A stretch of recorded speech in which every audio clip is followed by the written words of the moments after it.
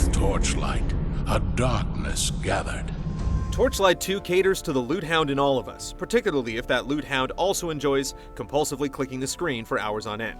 Swords, helmets, and even guns fall as though a tornado swept through a Renaissance arsenal, and the experience as a whole comes wrapped in an intuitive and addictive package that harkens back to the glory days of the action RPG. In other words, it's a lot like the first Torchlight.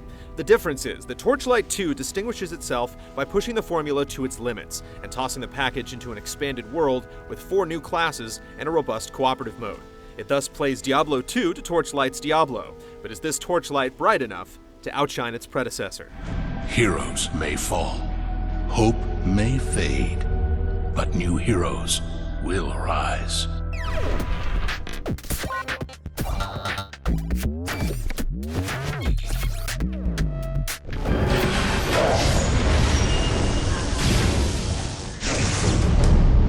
The action starts 6 years after the events of the first game, and an animated cinematic relates how corruption drove the alchemist from the first game to destroy the village of Torchlight.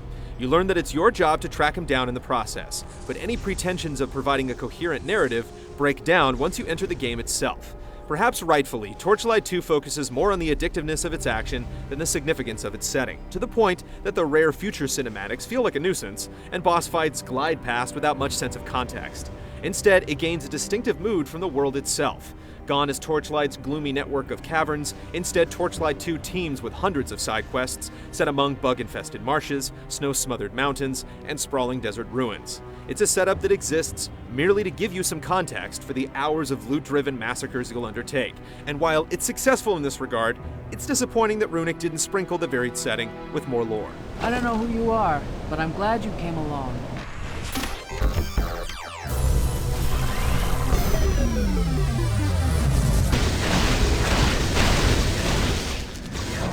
Random loot remains at the core of the Torchlight experience, and the absence of any kind of auction house renders the experience of finding loot that matches your stat and talent specialization a supremely rewarding occasion. Socketable gems drop that allow further customization, and additional versatility springs from the enchanters you'll find at settlements.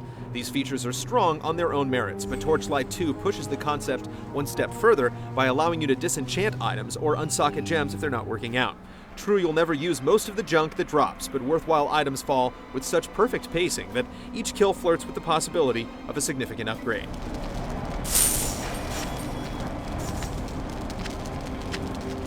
That's why Torchlight 2's expertly designed levels are so welcome. Following the main storyline exclusively will only set you behind in terms of both gear and experience, so Torchlight 2 encourages you to explore every inch of its sprawling maps. The good news is that these exploratory ventures aren't plodding, boring affairs. Striking out in a random direction consistently reveals new surprises, whether they be hidden side missions that lead to ghost ships and powerful bosses, or entire enemy villages you would have missed otherwise. Torchlight 2 is also more social. You can play online with as many as 6 friends via an optional online cooperative mode. The inclusion of co-op is welcome indeed, particularly since you can choose any difficulty setting at will. But it's worth pointing out a few snags. You have to manually search for games that your friends have set up, for instance, and there's no way to tell if your friends are even online. Want to drop that awesome sword you just looted so your friend can pick it up because it's better suited for them? You can't. Instead, you'll have to open a trade window and disrupt the gameplay before they can even see what stats it has. It's a shame because playing cooperatively is so fun that you'll be tempted to avoid playing the single-player mode ever again.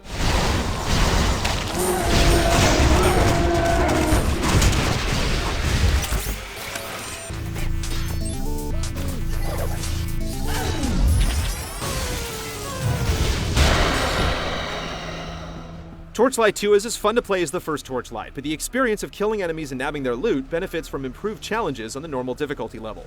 In other words, you'll die if you're not careful, and thus, choosing a class that suits your playstyle takes on an even greater significance than before. Engineers whip out robots and associated gadgetry while doubling as lumbering sword and board tanks. Outlanders dish out ranged pain with firearms and glaives. Berserkers focus on speedy savage damage, and Ember Mages possess most of the elemental tricks of classic magic-based characters. Still, there's enough freedom to play each class as you wish, and a charge bar for special abilities that fills according to how much damage you've dealt provides a welcome reason to stay in the thick of combat. What's your business here?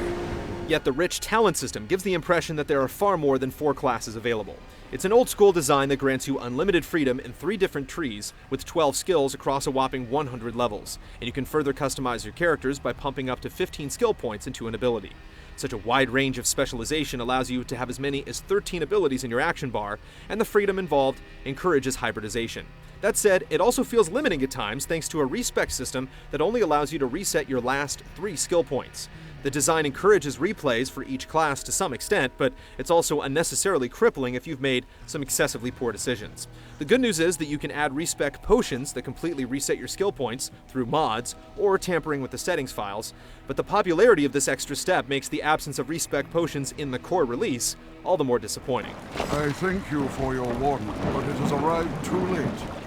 That said, Torchlight II isn't without its conveniences. For instance, each character starts with a pet that acts as both a battle companion and an extended inventory, and you can send them off to town to sell your excess loot or have them purchase potions if you're not near one of the scattered portals. There's also a bit of lighthearted fun. Fishing pools scattered across the landscape offer a way to gain loot beyond the rote clicking of your weaponry. You have my gratitude, mortal. Now listen closely, for a great evil is at work here.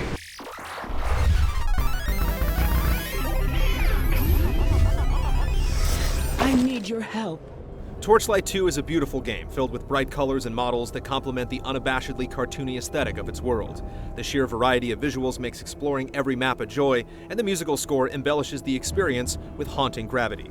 Indeed, all of this could have succumbed to the complaints of silliness in lesser hands, but it's a credit to Runic's design that Torchlight II maintains a sense of impending doom despite its colorful visuals. If it struggles, it's in the sounds of battle itself, which fail to convey the meaty weight of impact as well as they should. My mana is low. The alchemist must be stopped before he attacks any more guardians.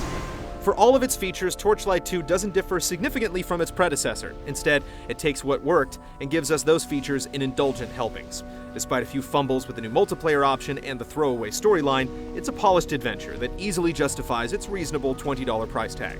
But even better, this is a game that begs for multiple playthroughs. From start to finish, Torchlight II nails all the right notes of the core loot-driven experience, thus holding its torch high for action RPGs to come. You have become more experienced.